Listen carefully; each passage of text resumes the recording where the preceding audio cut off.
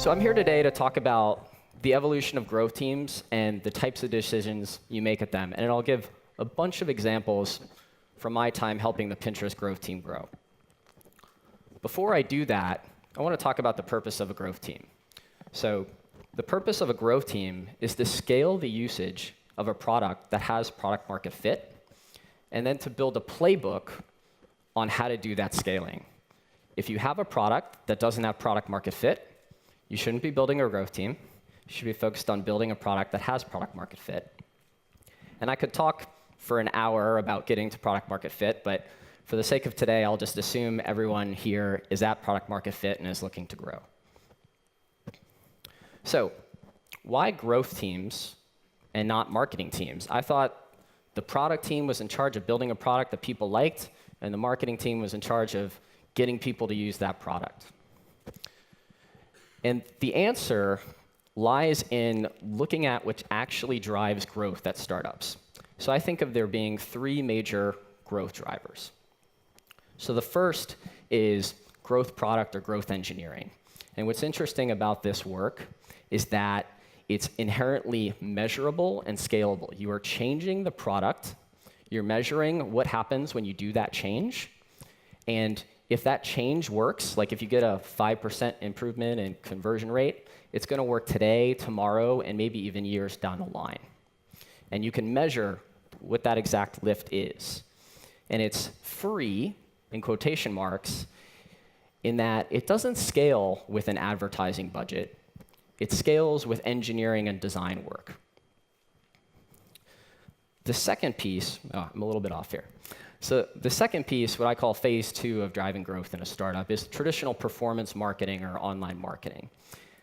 The only difference between this work and growth engineering is that it scales with an advertising budget instead of with engineers and designers. You can still throw an AdWords ad out there, measure what the performance is. It scales relatively nicely. You don't need to add more people to it to get it to work. But if you want to grow more with it, you need to add more budget to it. You can't, add another engineer or another designer. But it's very similar. And then the third piece is what people typically think about when they think about marketing. This is your brand marketing, your campaign marketing. You are spending money on advertising. It's hard to measure if it's working, especially in short cycles. And it tends to be less scalable in that if you do something and it works, like you have an amazing TV ad or whatever, it might work for a little while and then it becomes stale, and you need to find some other new story that gets people excited about you. And these things ladder on top of each other. But as you'll notice in this slide, in most of the largest, the fastest growing companies, this growth product, growth engineering part tends to play a bigger role than the other two. So this should explain the purpose of growth teams versus a marketing team. Marketing teams typically don't have access to or expertise in changing the product. So, marketing teams, they're not stupid. They know SEO works. They know virality works. But they generally don't have access to the product roadmap, and the product managers will always prioritize things about making the product better or whatever than these things that help drive growth. And I've seen scenarios where marketing teams get allocated like a rotational engineer or something like that, and that never really plays out well because the engineer and designers who are there to build products, they feel like they're on B-team duty. And the marketers may not have like the project management expertise or the product management expertise to get the value out of working with engineers and designers the way a product manager can. So this is the genesis of growth teams. But when you're thinking about a growth team, you typically think of these large growth teams, like the team Andrew is running at Uber. How does a growth team actually start, though? So generally, a growth team starts by finding one problem that's being neglected at the company that could help drive growth, and then it decides to staff a team. It's easy to own because no one's working on it. The team will prioritize the problems it potentially works on things that would have a high impact if it works, pretty low effort, and pretty high chance of success, and ideally a very short iteration cycle so that you can learn fast. And you need to analyze the data to figure out where these problems are. Because for different businesses, they're going to be in totally different areas. So then when you find a problem that you get excited about, you think you can move, you think it has a high potential for you, you basically just run experiments as an early growth team. You just start attacking the problem, making some changes in the product, see what works. I've highlighted here some common areas where growth teams actually start.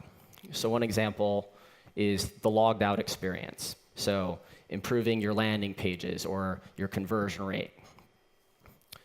Another area are emails and notifications. These are things that are not inside the product, so generally the product team is working less on them. It's really easy to get experiments out. There's third-party tools that help you send emails and notifications really well. Referrals is another area. Andrew talked about this earlier. Getting users that are already excited about the product to invite their friends. Short iteration cycle, as you can see if we're getting that K factor up.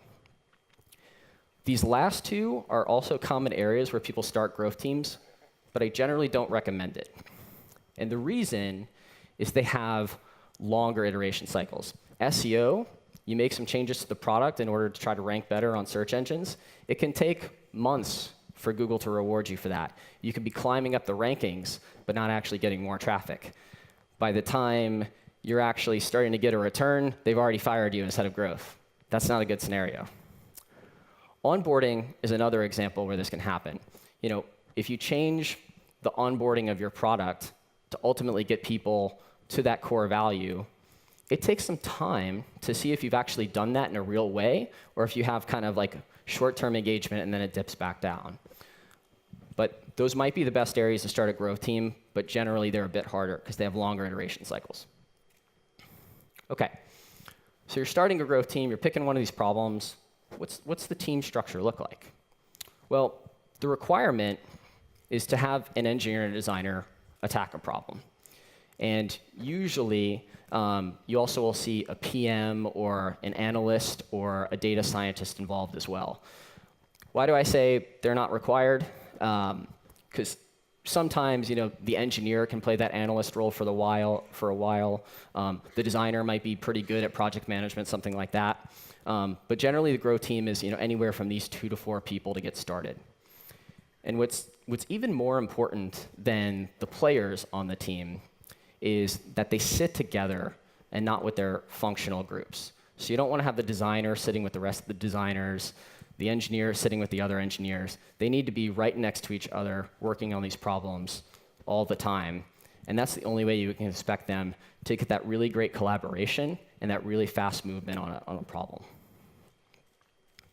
Okay, so how do you pick that problem? I gave some examples of problems to start. I'll give an example of when I joined at Pinterest, the problem I ended up picking. So the first thing I do when I joined Pinterest is I just started running a lot of queries in our Amazon Redshift instance, trying to figure out what was going on with the business. Where were the opportunities going to be? And here's kind of some things that I saw. Millions of visits a month from Google to our board pages. These are pages that users had created themselves. A conversion rate that I thought was pretty low, less than 1% to sign up. I looked at what happened historically on the team, and all the previous conversion experiments had been focused on the home page of Pinterest, even though it was getting a lot less traffic than these board pages were getting from Google. So even though they brought me on to work on SEO, that was my official mandate, I kicked off a project to improve conversion rate from these pages that were already getting traffic from SEO. And I had no idea what to expect, so I just set an audacious goal of trying to improve the conversion rate 15%. Okay, so this became what we called Project Gift Wrap. So how do we figure out what to do to increase that conversion rate? Well, the first thing we did is we looked at some previous experiments, and we had recently run an experiment making a new page available to search engines, and signups dropped as a result of doing this experiment. When we looked at why that was, we noticed that these were pages that were being made available to users, but not to search engines. So when the user clicked on them after coming from somewhere else, they would get blocked the same way a search engine would until they logged in. A bunch of people that saw that sign-up page, they actually did sign up. So when we removed it and made it available to search engines, we got less signups. And we said, maybe we can use this mechanism for a quick test. Basically, the same thing we're doing on this new page that we've been blocking, maybe when you click on something after you come from Google, we can block it. So this is what we did. This little blocker that says sign up to see where this pin came from and discover more great ideas, we just put it on top of the pin to see what happened. The other thing, the major component of Project Gift Wrap, was that we were letting users who came from Google scroll infinitely on any page they landed on. So they could see all of the content that Pinterest had. But we weren't allowing search engines to do that. At search engines, we were basically letting them see 25 images or pins on a page, and then they weren't allowed to see anything else. So for simplicity, we said, let's do the same thing for users and see what happens. And then when they get to the end of those 25 pins, let's ask them to sign up to see more. And this is basically what happened. You'd scroll down, and you'd get this modal asking you to sign up. Have I annoyed anyone in the room with this modal before? Yeah, all of you. OK, great. Yeah, it's pretty annoying. But it worked. 50% improvement in conversion rate with 2 days of work. No decrease in search engine traffic, and no decrease in the activation rate of the people who signed up versus the people who were signing up before. So this work kinks every graph in the company, and everyone automatically realizes, wow, this growth thing, there's something to it. So at that point, we start thinking about how do you grow the growth team, right? So if a growth team starts on attacking a small problem and it has success, the CEO of your company is basically like, how can I get more of that? So we start thinking about, how do you build, an adolescent growth team, beyond, this little child working on this toy. So we found success in one area. It's easier to get resources to work on other areas. And at this point, you typically see growth teams evolve to own a traditional growth funnel. And I've listed some sub-teams that tend to get created when you evolve the growth team to own more than one problem set. So you can own getting more traffic to the service. You can own the conversion rate of people who land on the service. You can own the activation rate of people who sign up. You can make people that sign up retain really well. You can resurrect people who have lapsed in the product, they've stopped using it. You can focus on driving referrals of people who aren't using the product from people who are, or you can focus on upselling, getting more revenue from the people that are already using it. Now, based on the team, you might have all of these, you might only have a few of these. It kind of depends on the product which of these matter. At Grubhub, 85% of people who signed up ordered food the same day. So conversion and activation was the same problem for Grubhub. But at Pinterest, those are very different things, signing up and actually getting connected to the core value, especially when we have this now new trigger that's kind of forcing sign up. So another thing that's important when you start evolving this growth team is you want to set clear boundaries on what the growth team works on and what the core product team works on. So what we did at Pinterest and what I recommend is you carve off real estate in the product to avoid turf wars or ownership issues with other product teams. So the logged out experience, that's going to be growth. The home feed, that's going to be core product, for example. The other thing that changes as you expand this growth team is you start going beyond experiments. You start building infrastructure as well to help the company scale. And I'll give an example of how that type of project is different from what I just showed. But before I do that, how does the team look different? So we talked about their sub-teams now. How else are things different? So now you look at a growth team that's growing to evolve in multiple problems, and you have a dedicated PM, designers, engineers, and analysts for each of those sub-teams, not just for the entire growth team. They're focused on a specific problem on the growth team. And the sub-teams sit together, and they sit kind of in the general area of the entire growth team, but they're not working day to day with everyone. you regroup regularly as a broader growth team to discuss wins and learnings, then to see if they can propagate into different areas. Did something we learned on conversion help us with retention, et cetera? But the sub-teams meet way more often on projects and setting direction. So, talking about working on infrastructure as a growth team instead of just experiments, let's talk about building a modern email system at Pinterest. So, at Pinterest, our email system was growing very unwieldy.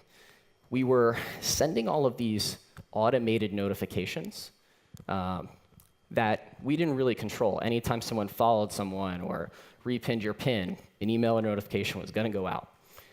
But the growth team had started sending a lot of emails of a more personalized nature. So, more pins that you like, more pins for the board you just created. And these were outperforming the social emails, but we had to basically trigger data jobs for these new emails. And basically, the data job would take more than 24 hours to run. And we had no control over whether you had just gotten another email from Pinterest that was triggered. So you might be getting an email about more pins for your new board 5 minutes after you got an email about someone repinning your pin. It just wasn't working super well. So we had to figure out how to do something different. So we said, we're going to take 9 months, and we're going to rebuild this entire email system so that it can scale. We're not going to experiment on it. We're going to tear everything down and rebuild. And we had to do a lot of different things for that to happen. We had to start logging for each user what was going on so that we could then build a more personalized system for them. Instead of you getting these random emails at different times, sometimes back to back, we could now control every email you received and when. So the first thing you have to do is figure out what emails do people want to receive. So for that, you had to say, OK, this person's received these sets of emails. Here are the templates that they usually open and click through. Here are the templates that they usually don't. And then you have to also say, here's the days and times when people are opening and clicking on emails and when they're not. And if you could do those things, you can start to tune for each user of Pinterest how much email they receive, what type of email they receive, and when they receive it. So in our case, we ranked every template for each user on their likelihood to open and click on it. We then gave each user an availability time based on when they previously opened and clicked on emails that we would send something, and we would send the highest ranked template we had. It could be a social email. It could be a very personalized recommendation email. And for some users, that might be 4 emails a day, and for some users, that might be 1 email a month. And when we did this, and this was a big leap, we saw an immediate step change once we had this new platform. Hundreds of thousands of additional people coming back via email that weren't coming back to Pinterest before. But we had to take it on a leap of faith that this was the right infrastructure to build to help us get to the next level. And those are the types of projects you start thinking about when you're scaling a growth team. The other thing that you need to think about is how you set your goals. So once you are operating in multiple different areas, you need to build up an understanding of how all the key metrics work for your company. And you need to own the prediction of these metrics as a growth team, which also is building some new skill sets for you. And what's important, and one of the things that Pinterest made a mistake on for a while, is you want to set absolute goals for the teams and sub-teams that ladder up to the main goal. So why is that important? You didn't do that when you were working on this conversion rate problem. So I'll basically talk about why we did a bunch of things wrong and why they don't work. So why not have a percent-based goal like you were doing before? Well, saying I'm going to increase a metric 15% hides the base rate of that metric, which hides the overall impact. We were running some experiments on virality that had 1,000% increase. But since only 100 people were doing that before, even with 1,000% increase, it wasn't moving the needle for the business. So always, percent goals don't work, especially at scale. Why not rates? I'm going to increase activation rate by 5%. Well, Beyond the fact that when you say that, people don't know if it's an absolute percent or a relative percent, when you have different teams that own different parts of that rate, it can be easier to move the numerator or the denominator. And you can get in a sense where, okay, if it's activation rate is the issue that you're trying to move, the team working on growing the number of activated users will get mad when more users come in the door. That's not actually what you want. You want the most amount of active users. And why not experiment-based goals, saying, hey, we're going to goal only on what the experiments ladder up to for the team. The issue with that is that it deprioritizes this infrastructure work, like I talked about, that could help you really get to the next level. So we talked about kind of getting a growth team started. We talked about what a growth team looks like and its kind of adolescent phase. What does a grown-up growth team look like? A rated M for mature growth team. So mature growth teams, like the ones Andrew's running at Uber, at Facebook, they build up enough respect as a team where they don't need to be defined by that separate real estate I was talking about earlier. You don't need to carve off a piece that says, okay, the growth team has the swim lane here. These teams at scale attack any problem that prevents people from connecting to the core value of a product. And how they divide that work between the core product team is that the core product team is in charge of creating new value or improving the current value. So growth team, connect as many people to the current value of the product as possible. Core product team, make it more valuable. And when you're building a team of this size, which tends to be over 100 people at this point, you start to get some new roles in here that you haven't seen before. So you have your dedicated PM, your designers, your analysts. You also start adding in researchers, qualitative and quantitative researchers. You start adding in marketers, start adding in operations people for each of these different sub-teams. So it becomes to be these larger sub-teams. And new sub-teams start to form around different business problems that weren't necessarily a part of that growth funnel before. As I said, the team gets very large, so you tend to have less of these full team meetings. Maybe quarterly is when you actually get the whole growth team together. So what you have to do is invest a lot more in asynchronous communication so the people that want to learn have a forum to do that. So at Pinterest, one of the things we did is any meeting that has more than 2 people in it, you have to send notes of that meeting to the entire company.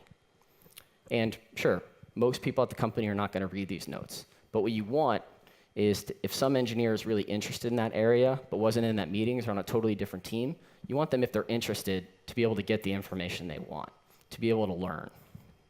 So that's what we optimize for. So when you think about what problems you start to work on at this stage, one of the big things that we focused on at Pinterest is reducing friction deep in the core product. So the Pinterest product, when you signed up, it threw a lot of concepts at you, way too many. So now we have qualitative research dedicated to growth. We started running a lot of people through the onboarding and just the product in general. And we saw that people were just getting lost. There were just too many things going on, and they couldn't leave quickly with an understanding of what Pinterest is and what value is it going to provide to me in my life.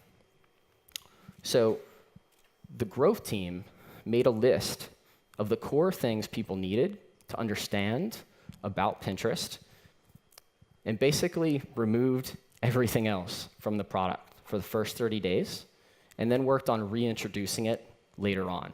So you don't need to know that you can build a collaborative board with someone or that you can have a conversation around a product. You do need to know that pins are actually links to other websites, for example. When we ran this experiment, radically simplifying the core product, we saw a step change improvement in the activation rate of the product. It helped more people connect to the core value of Pinterest is getting you to content that you care about, that you didn't know existed. This other stuff is great, but if it's clouding people from connecting to that value, we need to get rid of it. Okay, so I've walked through kind of, starting a growth team, scaling that growth team, and then very mature growth team, the different problems you look at, and the different types of decisions, and the different types of data you make. And hopefully I've helped you guys think about embarking on your own growth teams or scaling them in the future. So that's all for me. Thanks.